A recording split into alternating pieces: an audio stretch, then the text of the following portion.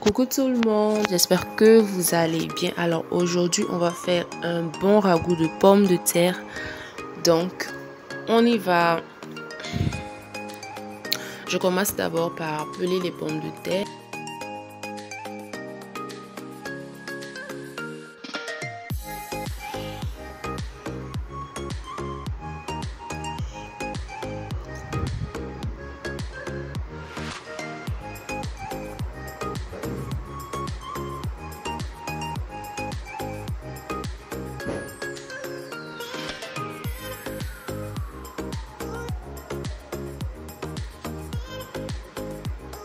Une fois les pommes de terre bien épluchées, on va venir couper. Bon, vous donner la forme que vous voulez, mais que ça ne soit pas trop petit.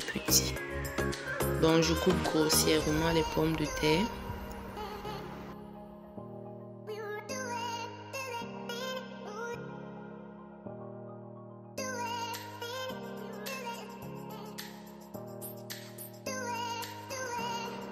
Je vais transférer le tout dans une casserole. Là, j'ai bien rincé les pommes de terre et on va rajouter de l'eau pour faire bouillir. N'oubliez pas de saler un peu. Et au feu. Voilà, une fois que les pommes de terre sont cuites à 90% normalement, on va réserver ça de côté. Dans la même casserole, je vais venir ajouter de la viande de bœuf. C'est déjà bouilli, c'était au frigo, donc je veux attendrir ça un peu. Donc j'ai mis la viande, j'ai ajouté un peu d'eau. Je vais épicer avec du paprika, du poivre blanc. J'ai aussi mis un peu de curry et on va laisser bouillir quelques minutes. Voilà, là c'est bon, on va réserver ça aussi de côté. Dans la même casserole toujours, je viens rajouter un peu d'huile. Je vais faire revenir les oignons émincés.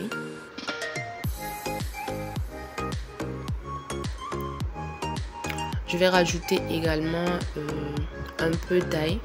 Je vais garder le reste pour la fin. Vous allez voir pourquoi. Donc je vais revenir l'oignon. Et là, je vais bien mélanger. Et là, je viens rajouter la viande de bœuf. J'ai réservé le bouillon de côté. On va utiliser ça aussi plus tard. On va laisser le tout revenir jusqu'à ce que les oignons soient bien translucides. Voilà. Là, c'est bon. Je viens rajouter une cuillère à soupe de concentré de tomates. On mélange bien.